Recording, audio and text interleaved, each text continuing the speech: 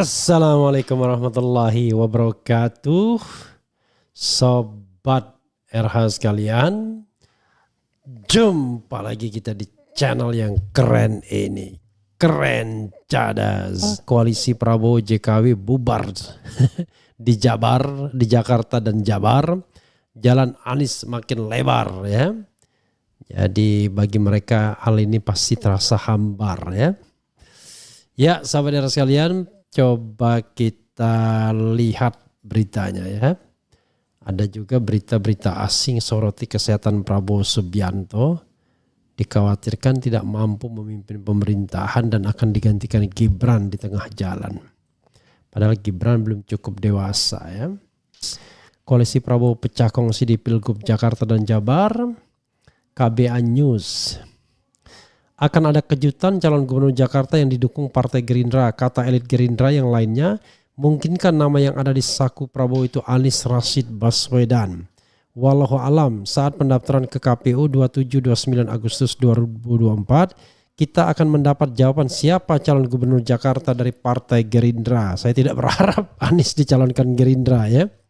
Spekulasi adanya nama Anies Baswedan di saku Prabowo Subianto bukan hal yang aneh. Pilgub Jakarta tahun 2017, Prabowo dan Gerindra salah satu partai pengusung Anies Baswedan. Mungkin saja Prabowo beralasan selain Anies Baswedan seorang demokrat sejati karena hadir saat KPU menetapkan Prabowo sebagai pemenang Pilpres pasca putusan MK, dan Prabowo merasa lebih nyaman bila Jakarta dipimpin Anies Baswedan. Menurut penulis, Prabowo memerlukan keseimbangan politik agar lebih leluasa mengelola negara dari campur tangan rezim pendahulunya karena dianggap telah berinvestasi bagi kemenangan Prabowo.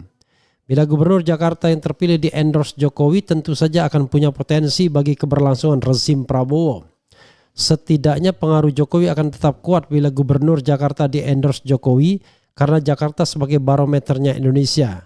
Sementara Anies Baswedan dianggap sebagai antitesanya Jokowi. Bullshit kalau menurut saya ya. Kalau Jokowi masih kuat ketika dia tidak berkuasa lagi. Tampaknya ada kecenderungan Partai Golkar juga akan putar haluan. Kemungkinan Partai Golkar mengikuti jejak Gerindra di Pilgub Jakarta. Isu ini menguat pasca Golkar bilang Ridwan Kamil lebih condong maju di Pilgub Jawa Barat.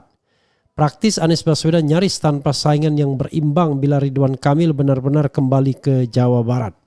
Sementara Partai Demokrat secara tegas menyebut tidak akan mendukung Anies Baswedan di Pilgub Jakarta. Belum jelas arah politik Partai Demokrat di Pilgub Jakarta. Sedangkan PAN terkesan asal bukan Anies.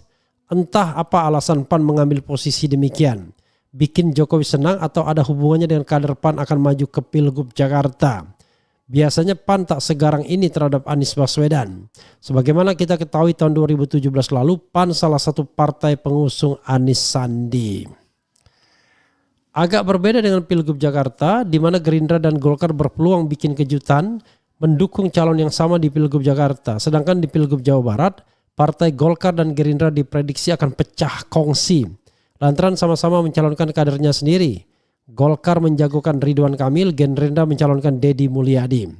PAN berupaya merapat ke Golkar dan Gerindra memasangkan Ridwan Kamil dengan Bima Arya atau Deddy Mulyadi Bima Arya. Tidak menutup kemungkinan pula Gerindra berkoalisi dengan PDIP di Jawa Barat, duet Deddy Mulyadi Ono Surono. Tak mustahil pula Golkar menggandeng PKS di Pilgub Jawa Barat, duet Ridwan Kamil Haru Suandaru. Pecah kongsinya koalisi Prabowo di Jawa Barat diperkirakan tidak akan berimbas ke koalisi Prabowo di pusat. Golkar dan Gerindra tetap solid sebagai bagian dari pemerintahan Prabowo. Wallahu alam bisawab. Bandung 29 Zulhijjah.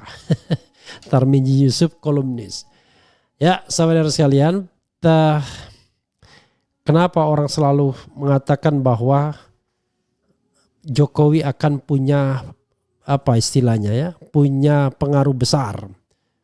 Saya mengatakan rasanya omong kosong kalau Jokowi punya pengaruh besar setelah tidak lagi menjadi presiden ya. Kecuali kalau dia menjadi alat dari kekuasaan asing dengan kekuatan yang besar yang membuat Prabowo tidak mampu bernegosiasi. Let's say misalnya China.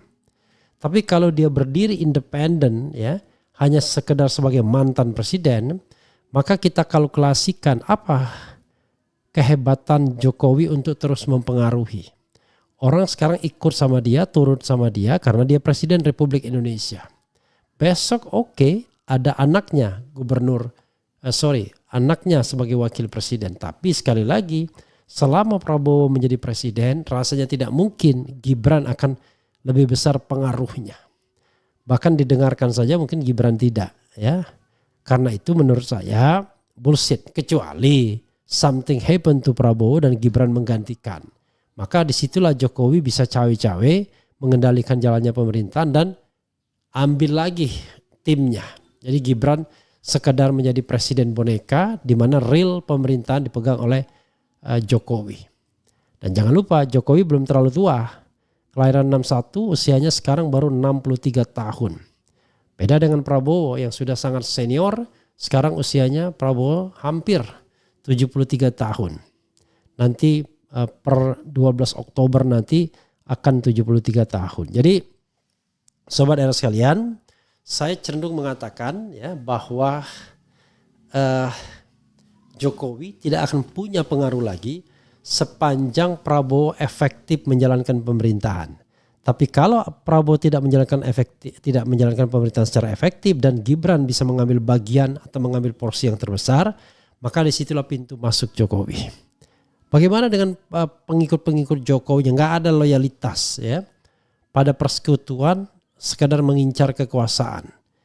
Ya, Jokowi bukanlah pemimpin ideologis, tapi pemimpin yang pragmatis saja. Begitu dia berlalu, ya berlalu pula kenangan terhadap dirinya. Ya kalaupun ada barangkali kenangan yang sifatnya materi ya. Orang-orang tertentu yang merasa diuntungkan pada masa pemerintahannya. Nah, karena itu siapapun yang direkomendasikannya, mau Erick Thohir, mau Bahlil dan lain sebagainya, mau Pratikno, maka mereka adalah orang yang pastinya akan loyal pada pemerintahan yang baru, bukan kepada Jokowi lagi.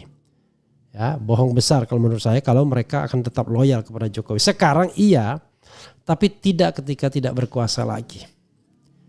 Itu yang perlu digarisbawahi. Karena itu menurut saya tidak relevan lagi ya mengkhawatirkan Jokowi untuk bisa cawe-cawe. Kecuali saya katakan tadi dia menjadi alat bagi kekuatan besar di belakang layar yang tidak mungkin, tidak mampu akan ditolak oleh Prabowo Subianto. Mungkin orang-orang yang dengan kekuatan finansial besar, baik kelompok maupun negara asing. Di mana kemudian bidak caturnya adalah mantan presiden. Kalau itu terjadi, maka bargaining position Jokowi akan masih tinggi. Tetapi kalau tidak, menurut saya selesai permainannya ya. Itu analisis yang bisa saya kemukakan. Jadi sekali lagi sobat era sekalian, yang perlu kita pikirkan adalah bagaimana kita membuat pemilu yang jujur dan adil. Kalau pemilu jujur dan adil, hanya orang brengsek, hanya orang yang curang, orang yang culas yang takut. Tapi orang yang lurus tidak akan pernah takut dengan pemilu yang jujur dan adil. Ya, jadi sobat era sekalian, itu yang kita harapkan ke depan. Adanya sebuah proses berpemilu yang jujur dan adil. Ya, saya ingat ketika di sini Sudirman Said mengatakan cukup Anies memerlukan pemilu yang jujur dan adil, maka dia akan memenangkan pertarungan. Walaupun kalau ditanya sekarang barangkali tidak lagi ya, karena mereka bersimpang jalan. Tapi whatever it is, saya ingin mengatakan sepanjang dua-duanya punya komitmen kuat bagi pemberantasan korupsi, komitmen kuat untuk menentang oligarki, komitmen kuat untuk menolak kecurangan, komitmen kuat untuk berbakti kepada negara ini bukan pada kepentingan pribadi, maka mereka punya value ya, menjadi man of value. Tapi kalau tidak, maka mereka akan tercatat akan dengan menjadi pemimpin yang sama saja. Nah, mudah-mudahan paling tidak walaupun 2024 kita barangkali sebagian kecewa karena pemimpin yang hadir dipenuhi dengan politik gentong babi, menggandeng penguasa untuk menang. Paling tidak di 2024 Pilkada Jakarta kondisi berbeda. Ya, rakyat yang memilih, rakyat yang memenangkan, bukan aparat atau gentong babi yang memenangkannya. Itu saja harapannya. Sekali lagi, tidak ada yang sempurna. Barangkali pemimpin-pemimpin yang kita pilih banyak cacat, banyak lemahnya, tapi paling tidak kita harus membandingkan Kalau sama-sama baik, cari yang paling baik. Tapi kalau sama-sama buruk, cari keburukannya paling sedikit. Itulah cara kita memilih pemimpin, bukan pasif ya. Kita tidak sedang cari malaikat. Anies bisa saja banyak kesalahannya, Prabowo apalagi, Jokowi apalagi. Tapi kita harus cari yang terbaik di antara yang ada. Itu saja Sobat Era sekalian. Wassalamualaikum warahmatullahi wabarakatuh. Keren Cadas. Cie.